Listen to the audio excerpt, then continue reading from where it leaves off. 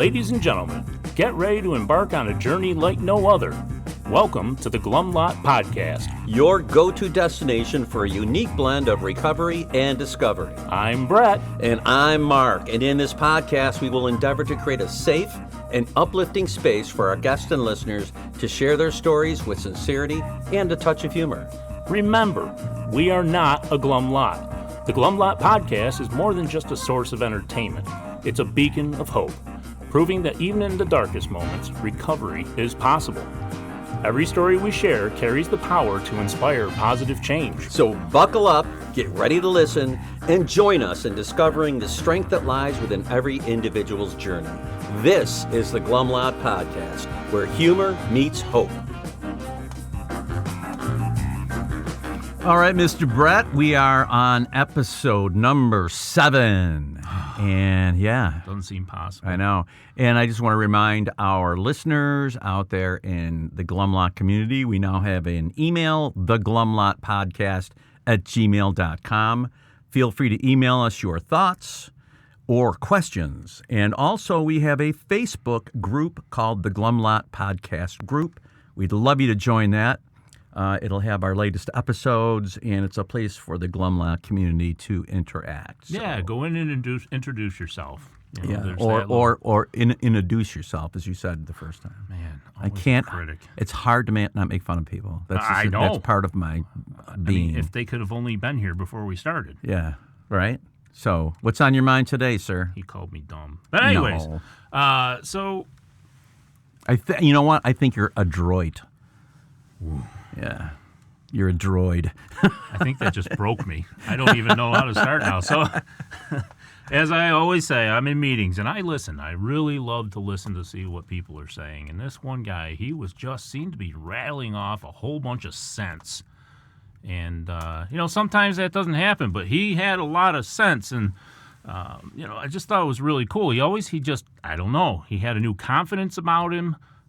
And it always hasn't been the case. So I don't know, Mark. I think he's doing the deal. What do you mean by doing the deal? So doing the deal means that we have to run a complete and honest program. Right. That's true. I mean, I know that, on the coin it says HOW, honesty, openness, willingness.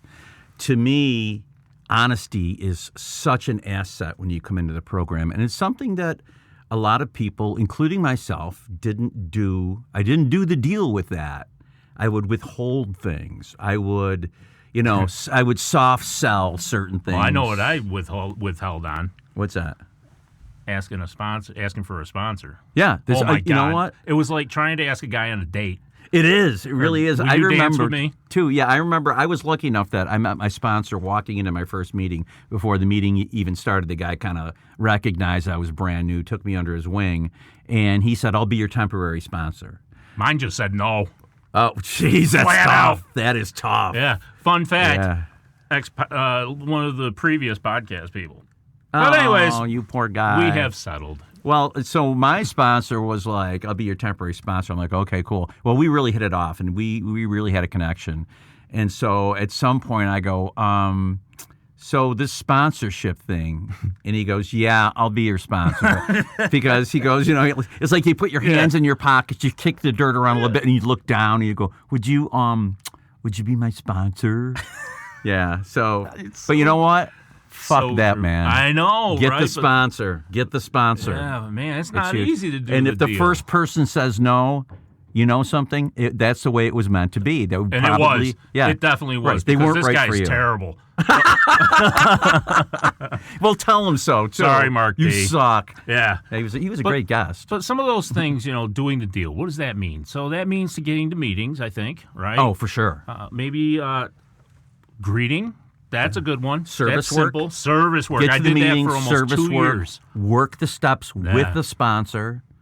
Read the big book. What? Yeah.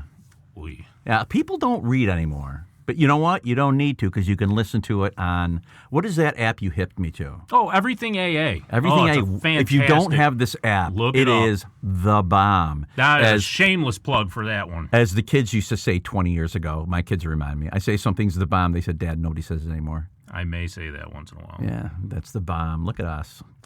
We diggity. suck. But anyway. Anyways, we have a fantastic guest today. Yeah, one that's done the deal. He does the deal every day. He's a great guy. I've known him for over 30 years. And he's my grand sponsor. He came in around when I did, and I remember. No kidding. Yep, and when he would speak at meetings, he was always so much wiser than I was, but we came in at the same time like, how is he doing this? I think he had a really good sponsor, and he worked his program a little harder than I did. When he shares, I am always at ease. And you know what's great about him, too? He's humble. He is a really humble guy. Oh, yeah. Yeah. And a heck of a musician. Yeah, he is. Really good bass player. So without further ado, let's welcome Teddy. Teddy! All right, so Ted is here with us live in the Glum Lot Podcast room. Well, Teddy, and I'm thrilled. All he's right. thrilled. And so, so let's start off with your sobriety date. Yeah, June 1st, 1990. 1990. God damn! Wow! And so we just want to hear, to begin with, just a little bit of your story, if you can synopsize that for us. Sure. You gave me a briefing ahead of time, and you wanted to know the dirty, gory part of my active alcoholism. Yes. Well, I'm going to share it a little bit differently, because the way I drank, I didn't realize how bad it was. I thought life was pretty damn good. I had a house, I had a wife, a kid, a dog or two, I can't even remember. Things weren't that bad. But, man, it got to a point where, especially in the domestic area, where I realized a bottom was being hit because, unfortunately, I'm ashamed to say this, there was domestic violence in my home. And but I will be happy to share, too, that no woman has beat the crap out of me since I put down the drink. Now, that's fantastic. So after you got your ass beat, yeah. So what? I realized I needed help because it all was fermented around my drinking, and it sure was. And I went in. I made a phone call. Back then, we didn't have cell phones and the internet. Right. And talked to a guy by the name of Charlie O, who called me back from AA. And I started going in about all the problems I had, the gory details that you wanted me to share. Right off the bat.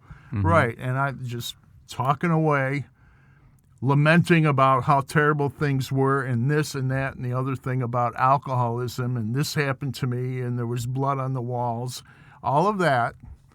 And he had some soothing words for me. And he said, Ted, we've all had problems with the booze. In other words, I wasn't alone. And he said he'd set up, make sure someone was at that meeting Sunday night in Mattydale, and they'd be looking for me, and they'd take me under their wing, and I would be able to be introduced to Alcoholics Anonymous. Okay, so what was it that led up to you realizing that you needed to make that phone call? Like, did it hit a point at some time? It was that point. It was my first and only domestic violence issue, and I did get the worst of it. And that's no joke. Yeah. Because I was drunk as can be. And so did you realize, leading up to that at all, did it ever cross your mind, I might be drinking too much? Oh, for years. Oh, so you knew. Oh, yeah. I mean, I used to joke with my drinking buddies saying, yeah, we're alcoholics, so what? And we just kept on drinking. Little did I really capture the idea of how much it was impacting my life. It was impacting every area of my life. My spiritual life, God went right out the window. I showed up at church just for show. My education, I dropped out of college because of alcohol. Work, I used to say I never lost a job because of alcohol, but that's not true. They fired me for another reason, but it was truly because of alcohol. And so it affected all my relationships, all my endeavors in life, every aspect of my life. And I didn't realize, like I said at the outset, how bad it was. I came in, I kind of came to, as they say. The fog started to lift, and I was like, oh, my God, this is... But even after all those things you just described, it still wasn't enough. Oh, no. At any point. No, it wasn't. Not at one point. I remember many years ago going to pick up my paycheck, and my hand was shaking so bad I could barely hold it. And I kind of thought about going to a doctor and called one, and A couple hours later, after I felt better, I canceled it. Mm-hmm. You know, Went back to the drink. That's it. Yeah. You know. Oh, that And was the real doctor. it was a real GP, and I didn't know what the hell he could do for me, but I didn't feel I was doing too great because my hands were shaking so bad. Now, yeah, my drunk log is long because I came in the program when I was about 30 years old originally, and that was in February of '83. And I stuck around the program, guys. I came in, I heard a message, and I realized you were all sincere about what you were saying. I thought you were speaking from the heart, and you had some great messages about how your lives had turned around. And I came home, and I remember my head hitting the pillow that night, and without a conscious effort, what the thought that came to me was, I'm at a real crossroads here. If I go down this AA path, my life is really going to change. So the attraction thing was real. Yeah, and after the first meeting, they had said some things like 90 meetings in 90 days, and I thought, well, that's a bunch of bullshit. I'm not going to be able to do that. 90 what? I'm a busy man, you know? Yeah, I don't do 90 anything. But I did have the feeling that it could be helpful, and I decided to do what they suggested, and that is go to my second meeting. So I did, and the progression of my alcoholism stopped. As a matter of fact, the progression of being sober took hold. And for years, I was going to meetings. And I got to share with you that my life took over. It was getting better. The job, the wife, the kids. I was so freaking busy all the time. And the meetings started dropping off to the point where I stopped going. And not only I stopped going to meetings, I stopped working the steps of Alcoholics Anonymous. I stopped praying for the strength not to pick up the first drink. Any thought of that? I just didn't drink. That's all. So I slowly went to the point of being nothing but a dry drunk.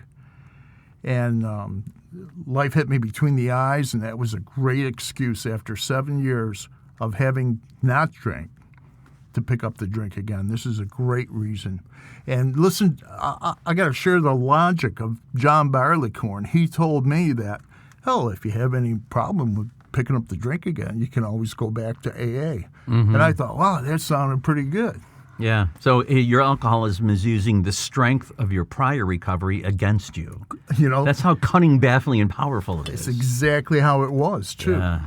Now, I picked up the drink again, and I could not put it down. It took 6 weeks. I wore several bracelets behind my back. I lost, yes, and I lost the respect of people around me because I was drinking like I had never stopped. So was it not as powerful when you went back? Oh, it was every bit as more. It was more powerful. Oh, so you didn't have to build up a whole. You didn't have this new resistance or anything. I think the first night I thought I was under control. Yeah. And then that was it. I mean, I do remember driving home in a gray out, not a total blackout, at 100 miles an hour plus. You know, drunk as can be.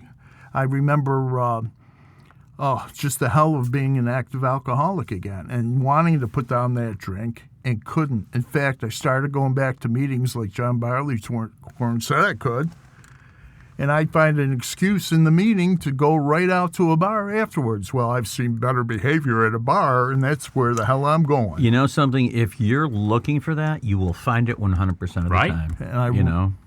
And boy, I recognize that today. If you go in there and you're looking for a good message and to be moved, you'll find it. But if you're going in there to criticize everything and find fault with everything and justify yourself, you're gonna find that too. Yeah. If you listen hard enough, you can dig it out. You and John Barleycorn can. Any excuse to pick up a drink, keep in mind, he'll put that in my mind. Mm-hmm. Anyway, I did hit a new bottom, and I was very ashamed of myself. I had embarrassed my family, had my name in the paper, and this is June of 1990. And I that was some reality. Yeah, and I crawled back to my sponsor. My car was impounded. He helped me get it out, and I got to tell you, I was totally in fear because I had now become convinced that maybe this program didn't even stand a chance of working with this drunk again. And the message I remember hearing was, If I just do what I'm supposed to do and ask my higher power for the strength not to pick up a drink today, just for today, I will be okay. That's a good message. I came into the program just when you were coming back. My first meeting was in July after your June. So we came in really close to the same time. I don't remember you at all. I remember you. I do. I remember you from early on. I was telling Brett that earlier. I'm like, I've been coming. I didn't realize you had already been out once, but before that. But I said, Ted and I came in around the same time. I remember you speaking, and I remember thinking, this guy's got something I don't have. Same. But we came in at the same time, and like, where's he getting this? Well, I was half-assed in the program for the first 6 months, and I went out 5 times in the first 6 months because I wasn't doing the people, places, and things. I was listening to my sponsor, all the bullshit that I did. Well, all that bullshit is what I had to set aside. I had to be willing to do what they suggested. And for the second time in my life, I was willing to admit that I didn't have all the answers. So I started going to meetings again in earnest. I started listening, and I got to tell you, the pain was still there and the suffering was still there because, as I said at a few minutes ago, coming back, I didn't know if this would work for me again. I was having great difficulty, but I really wanted. There was a gift of desperation, a level of that. I didn't want to go back to the way I was because I could absolutely see that it was ruining everything I touched. I was... another thing I've heard you say at meetings before, which is very true, is that we think this is just our problem. We're hurting no one but ourselves. Well, it's the great lie of alcoholism. The great lie is if I'm hurting anyone at all, if I have a problem with alcohol, and if I'm hurting anyone by it at all, I'm only hurting myself. That's the great lie of alcoholism, because who I was hurting? Those I loved and cherished the most in this world. That's who the hell I was hurting. And that was absolutely true in my case. I was able to open my eyes and see what was really going on. And for like I said, it was a struggle coming back, but was it worth it? My life was slowly getting better. The fear was easing. Before you know it, I picked up another year chip, and I thought, well, okay, I'm not going to screw up this time. And I've been coming to meetings. I've been involved in the program ever since. And I've realized all sorts of blessings and positive things happening in my life. Of course, challenges, because nobody's life is perfect. In fact, I can turn around some of the darkest moments that happened to my family, and I could share with you that I was there. I was available. My eldest daughter lost a baby. She was near term, and the baby's heart stopped beating, and she had to go through that. And I was available. I wasn't in some frickin' bar off by myself drinking. And like so many other tragic events that happen through everyone's life, I was available to. I was a positive influence and not part of the problem, because that's who I was before. I can illustrate that, too. When my sister was getting married, my dad came up to me in a rare moment, as a young adult I was, and he cautioned me, told me, don't drink too much, because he knew what would happen. He'd seen it in the past. I just didn't have the respect of my family. And that all turned around. And before my dad passed, out of the 4 kids, I'll share that I got his respect back. In fact, he made me executor of the will, which is just amazing, going from the black sheep of the family to, taking care of business. You know it's bad when you're at a family function and somebody comes up to you and says, don't fuck this up by getting drunk and being an asshole. And, of course, at the time, I was very defensive. Delusion. Oh, what do you mean? The delusion kicks in. Dare you? Yes. And then you're like, I'll drink as much as I want. And I pretty much did anyway, but I disguised it as best I could and tried not to get in trouble. But that was my life then, and today it's totally different. I feel like I can't stay sober by myself today. Not only do I depend upon turning to my higher power for the strength not to pick up that first drink today, I know that Ted's thinking will come back. If I don't hear what you have to say, Mark, and what you have to say, Brett, if I'm not willing to listen to that the old thinking starts coming back. It really never leaves, does it? It just doesn't leave, and that's why you don't graduate from the program. That's why you don't do the 12 steps and say, I'm good. because that alcoholic mind is always going to be there. I got to share with you, I was at a meeting yesterday, and a gentleman with 51 years brought up a bad resentment. He said he can't stand liars and cheats. I was sitting right next to him. My first thought was, I got to pick up the chair and move away from this guy. Because I'm still an alcoholic at heart. Sure. And I pointed that out to him. And and today, though, what's different is I do work the steps. I look at that 10-step. I look at myself and recognize, as it points out in the book, and I'm not a big book thumper, but I have captured some gems in there that I hold on to. Selfishness and self-centeredness is the core of my problems. At the root of my problems, driven by 100 forms of fear, self-pity. I don't like those at all. I'd much rather be into self-seeking and self-delusion. Those are a hell of a lot. Those more are the fun. real winners. Self-grandeur. Those are the fun ones. Like I'm smarter than you are. I don't need this help. I can handle it on my own now. And that is such a lie. You know what? It is, but I got to say for myself, that still exists in my personality. It does. I've known you for a while, and I can see that, Mark. Well, we never Thank you. totally cure. Bastard. We never totally cure our defects. No. It's always going to be there. Right. But the thing is, the real difference is that going to go unfettered, or is it going to go examined, and are we going to have awareness of that? And are we going to be aware of what we need to do to not act on that? Well, when you say it happens and it continues, Mark, and you're so accurate about that, the key in that, the two words that I pick out of the 12 and 12 when looking at the 10th step is persistence and patience. I have to be patient with myself. Understand that these character defects are going to come back. I'm human. I can still react. I still have buttons on me that can be pushed, even though I want to ignore that. And I've got to be persistent and not give up. If reacting is in a bad way to other people is a problem I have, I can't give up work on that. I can't say to myself, well, I'm going to go to the grave on that, and no sense in even trying. That's a bunch of BS, too. I need to get better one day at a time, moving away from a drink, because if I'm not, I'm moving back toward it. Yeah. So you had mentioned that you've had some hardships, life, right? And you said that you have now a way through. What does that look like when you encounter such a thing? Something that's very difficult or jarring. What's your process? Well, there is no automatic thought process that I control. I think I start out the day the same way as I always do. And I ask for the strength to get through this.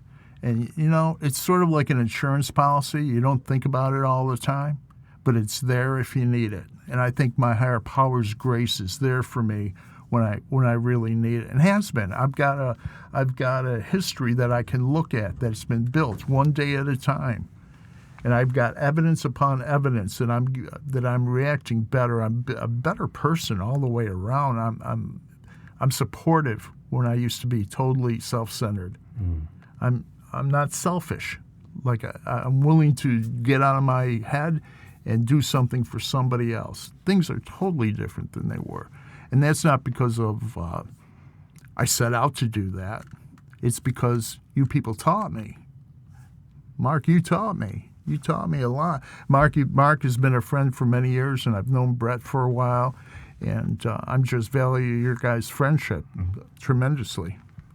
To me, the fellowship and the alcohol AA speak between alcoholics helps me on a daily basis. And if I lose touch with that, I'm going to lose touch with being a sober person. I got to be around sober people. I have to, because honestly, deep down, I'm on my own. I'm not a sober person on my own. I'm just not. But in a group, I can be a sober person. Well, I've heard this before, and I've said this before too. I don't have to pick up the drink to be an asshole. Right. And how do I not be that way? And that the way is to not only work. There's three prongs to this program, and one of them is work. Like I have to do the work. I have to work the steps of Alcoholics Anonymous. I have to go through that psychic change. But for any kind of long-term sobriety, I've got to be able to put aside Thad's convoluted thinking, his messed up logic and say, I better keep my mind open and listen to other people. Otherwise, the old thinking comes back in. Mm-hmm. That old thinking brings such a toxic way of life for me, speaking for myself, that I needed alcohol just to live. I was in such a shitty spot in my head.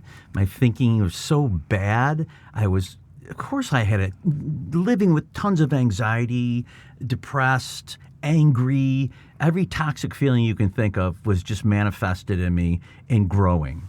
And so I take a couple drinks of alcohol, and I feel like I'm okay. I'll get through this. Yes, it was absolutely a temporary reprieve. Yes. And then the next morning came, and going back to the drunk-a-log, being sick in the morning, wondering trying to figure out in my head real quick, how many sick hours do I have left? How many can I spend? Because they gave you sick time for alcoholism. They gave you sick time for hangovers, didn't they? That's the whole reason. That's what it was for. Yeah. And it's another change. I not only became a better family member, I became a better employee. I went, grace of God, I was blessed with some good health, and I went 6 years in a row. I can't believe it to even sit here and say that. I went 6 years without any sick day at all. I showed up every day, Mm-hmm. That's what sober people do. That's what the majority of good working people do. Yeah. And I was not one of them. I was not one of them. I was that liar, cheat, and the thief who'd screw my employer out of time and whatever, productivity, just because of my selfish alcoholism. Going from users to useful. Yep. Becoming a productive citizen again. Today I still strive not to be that dishonest guy. I don't cheat on my taxes. I don't cheat the insurance company. I don't cheat the law. I try to abide by what the society wants, but at the same time, at the core, that's a bit secondary. What am I doing about my behaviors and what I'm saying, and how am I treating other people? I have an old friend too named Les, and you remember Les? I do, yeah. And he used to say, because the old thinking does pop in occasionally. Sure. The resentments, the buttons can be pushed, the anger can pop up, but Les taught me that it doesn't matter what I feel and what I think. What really matters is what I say and what I do. And that's how I treat other people. Right. What kind of action am I going to take? Right. Yeah. So, not acting on the alcoholic thinking is key, right? They say that's a spiritual axiom, because if I'm disturbed and feel like I need to react, there's something wrong with me, not the other guy. Right. And and I've noticed that too. Is if I'm in a good place spiritually, I'm fine. I don't get rattled. Yeah, I can handle the idiots. Yeah. But if I'm not, right, the slightest thing can set me off, and make me in a bad way. Right. But so, can you talk a little bit about the psychic change, how you got there, and what the change was? Well, I think. We have these steps of Alcoholics Anonymous. Like my sponsor likes to say, there are numbers in front of them. We work them in order. But there's a whole group of them that have to do with self-assessment. And it's been pointed out to me that as alcoholics, we are very piss poor at that category. Self-assessment, looking at ourselves and being able to establish that there's an issue here. I gotta look at something in a different way, or I have to do something about a problem. And the problem is not with the other person, it's with me. So that's part. So there is work to do. Without working through the steps of Alcoholics Anonymous, my progress was slow, and it took time, but it was steady enough to get me through all 12 steps to the point where, wow, I really am a different person than I was when I walked through. I didn't realize how toxic and selfish and self-centered I was, Mark, and I still carry some of this today. If I had met somebody, and one of the first things I did was look them over real good, just see what I could use in the future if I had to throw a good slam their way. Listen to what they say and use it against them. This is the toxic thinking that I have. And today I don't go through that. And it just adds so much more serenity into your life not to have to do that. That's just like a big, unnecessary, egotistical exercise. That's exhausting, isn't it? Well, it is. And that aspect of negative behavior is tiring. But think about becoming angry and visibly enraged. Well, how tiring can that be? Mm-hmm. And the reason I did as an alcoholic is it gave me power. I thought getting angry is going to put me in a powerful position over this situation. And instead, it took away my respect and my ability to look at anything any rational way. For us as alcoholics, even after we put the drink down, often there is a certain, like a little oomph we get from anger, that when we see red and we act on it, there is a certain almost like addictive, sense to it. You know what I mean? Oh, sure. And what happens to me, because I've certainly, since I've stopped drinking, became like enraged before. Because it gives us some semblance of control. I literally have a hangover after it. Literally a physical hangover from that anger. It takes me a day or two to shake that, visceral toxicity that's flowing through my body. And I'm like, what did I do to myself?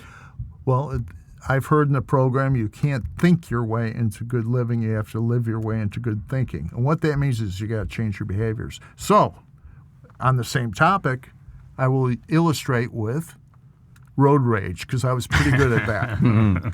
I was really good at that. And I realized after a few years in this program that, that behavior is kind of adolescent, and that's really not the guy I want to be. So although I've tooted the horn a few times, that's about it. I don't engage in road rage at all like I used to. But to your point, if someone really cuts me off and does something really bad on the road, and my lovely bride is with me, and she starts flipping the guy off, I go, yeah. Yeah, there's always that certain little bit of, I think, control, where you say, I'm going to vent because I deserve to, because they're wrong and I'm right, Self-delusion. Yeah, but it doesn't serve us, it's a negative. Well, you've heard it 1,000 times. When I react, I pay. Yep. And that's what we say in our meetings. We've heard it at many meetings. My sponsor, who has 40-plus years in the program and a world of experience in the depths of alcoholism and recovery, came up with that, and a lot of people are holding on to that. It's another way of saying spiritual axiom. That is, if I'm disturbed by you or somebody else or something else, it's me I have to look at. I'm not at peace with myself. Yes. And there's justifiable anger and there's justifiable resentments. And believe me, that's all I had. Of course. They were all justified. Yes. And now I'm learning that if someone has pierced my thin skin, it's my job to, it's my job to let go of that. Understand they're human beings and they're entitled to make their own mistakes. And if they're really obnoxious, well, what I should be doing is praying for them and hope they get better because they might be a sick individual. And there's a lot of that going on around here. Indeed. Hey, can you talk a little bit about the advantages of sponsoring people? What's in it for the sponsor? What does the sponsor get out of it besides obviously helping another alcoholic? Well, more than the sponsee realizes. Mm-hmm. When I get off the phone, if I'm get out of my own head, and I'm looking at someone else and trying to provide maybe an example based on my history, some guidance, some support, something gracious, something positive towards somebody else, I get off the phone and I feel so much better. I'm helped. I got a call today, and the guy was suffering because of some life issues. But when he said he felt better, I felt way better. Yeah. And, I'm not going to go through my life being miserable. that one of my goals in life is to try to be happy, joyous, and free like my higher power wants me to be.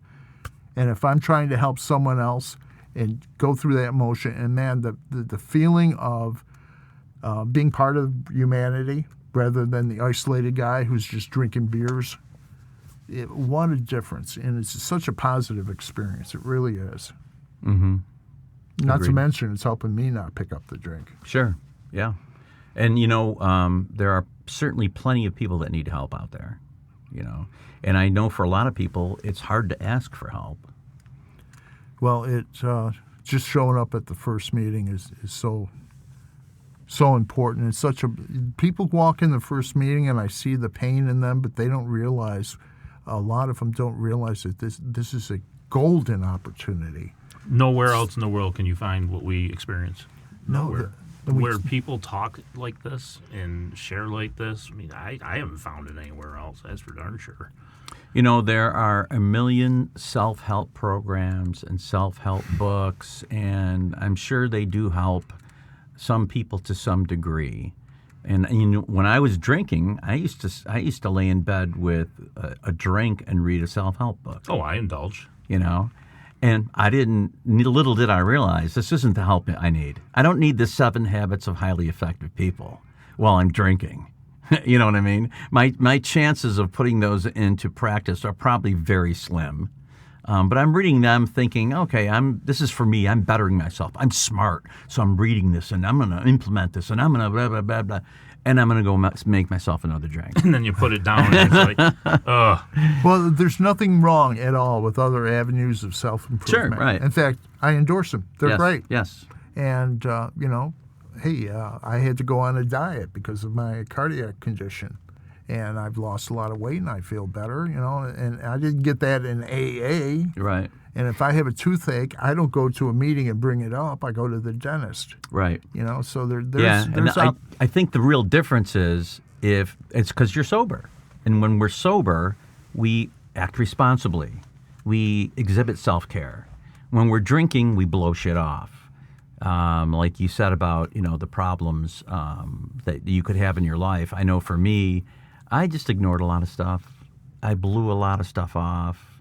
I figured it'll take care of itself. I didn't take the action I needed because many times in our lives, we have to do difficult things.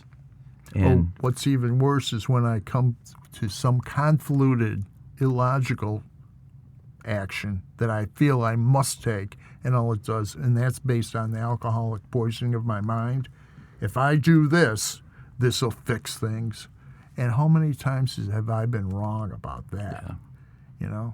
So, and a lot of what we've talked about in some of these podcasts is getting out of your own way.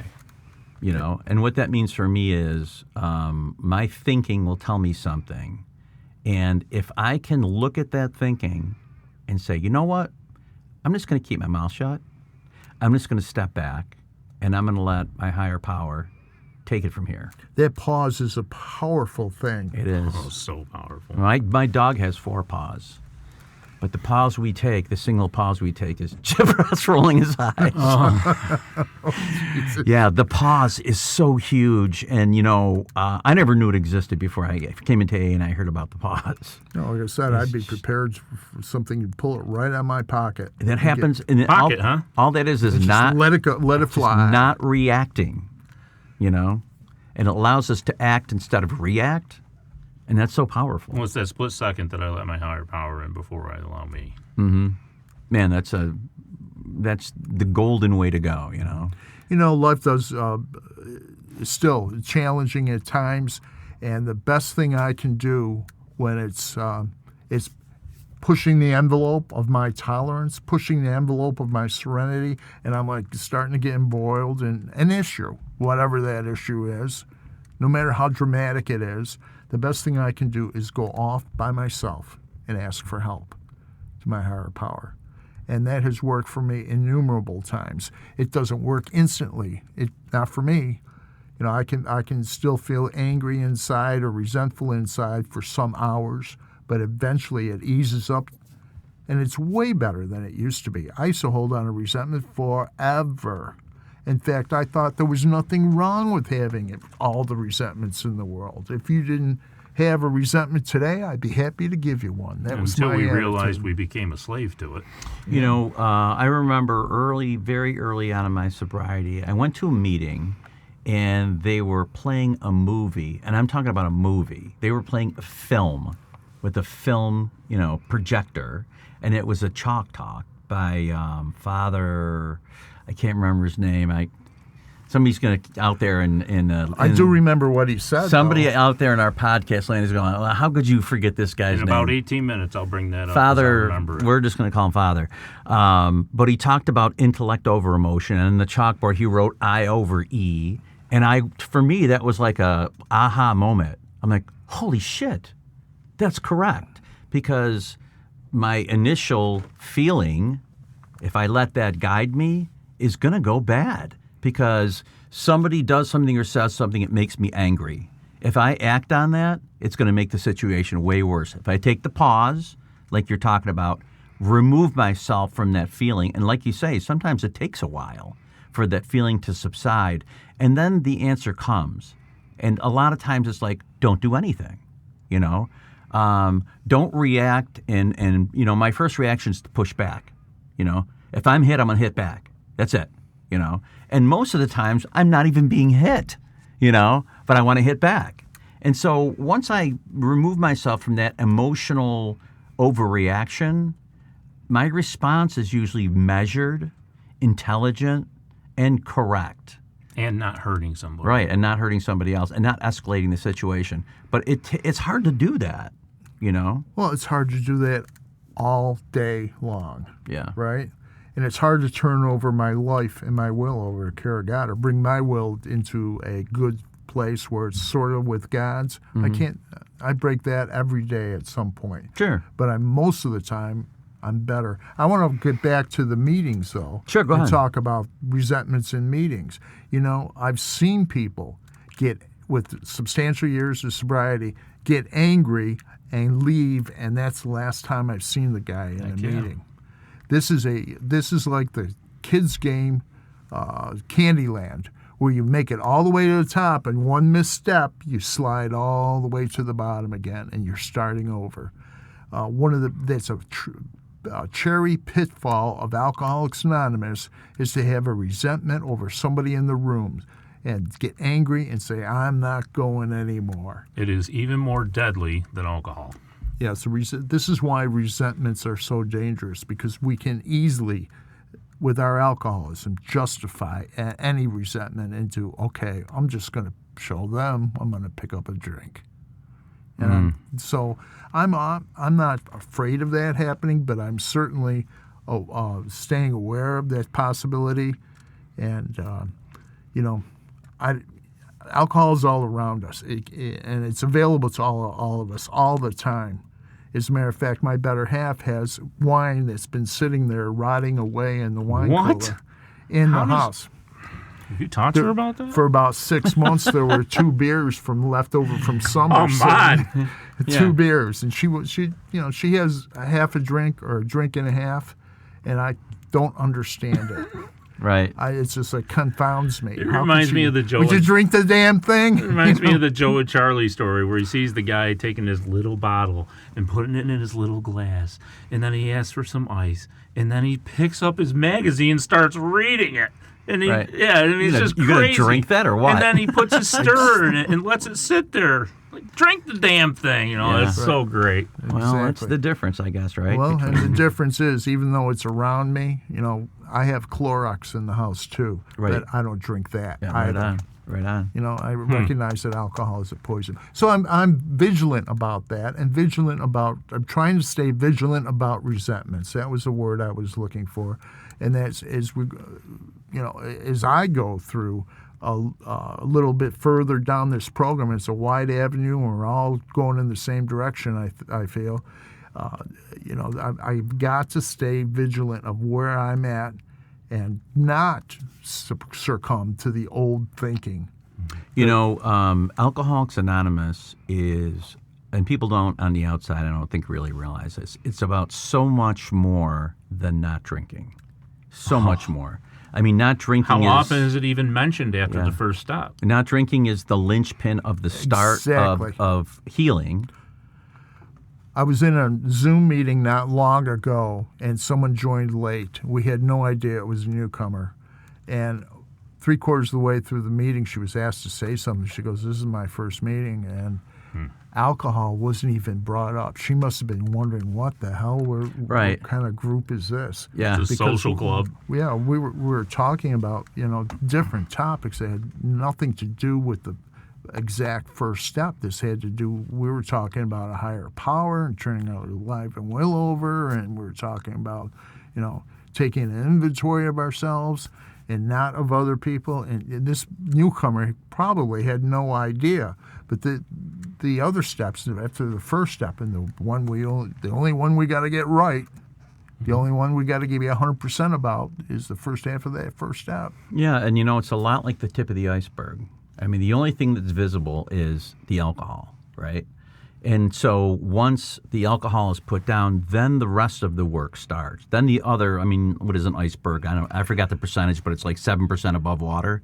There's all the rest of that depth. And that healing, because it's hurt and that's pain, even if we don't recognize it or see it every day, it's in there. That healing starts taking place. And every aspect of my life got better once I started working this program, a little bit at a time. And that's really sobriety. I mean, sobriety takes us to a place where we not only do we not want to drink, we really don't even think about it. And if we do think about the it, 10-step promises say we do recover. yeah, and if we do think about it, we look at it and say, what am I doing? It's ridiculous. I can't. You shatter the idea that you can safely drink. Smash it. Yep, smash it. And so, and there you are. And then, the rest is all working on yourself. And I've always thought that in AA, we put the drink down and then we really become students of ourselves. It's all about self-examination and change. Which we didn't have, or at least I didn't have, a self-examination. Oh, me neither. How about self-care? Yeah. Yeah, exactly. Look at us. We're a bunch of winners, aren't we? Well, you know what? We are winners if we don't pick up that first drink today, because there's hope. If nothing else, that first step, admitting I'm powerless over alcohol, smashing the idea that I can pick that first drink up safely. If I get that, there's hope for all the rest of Ted's personality, Ted's problems, Ted's character defects. There's hope for all of that if I can just keep the drink down. Once I pick up that first drink, I'm back to driving 100 miles an hour down 81 in a semi-blackout and ruining my job and my career and my relationships and everything else. So it's a pretty dramatic difference between living sober and the way I was living. Yeah. Well, we really appreciated you coming in today and your time you spent with us, Ted. We're going to wrap it up, and I'm Mark. I'm Brett. And I'm Ted.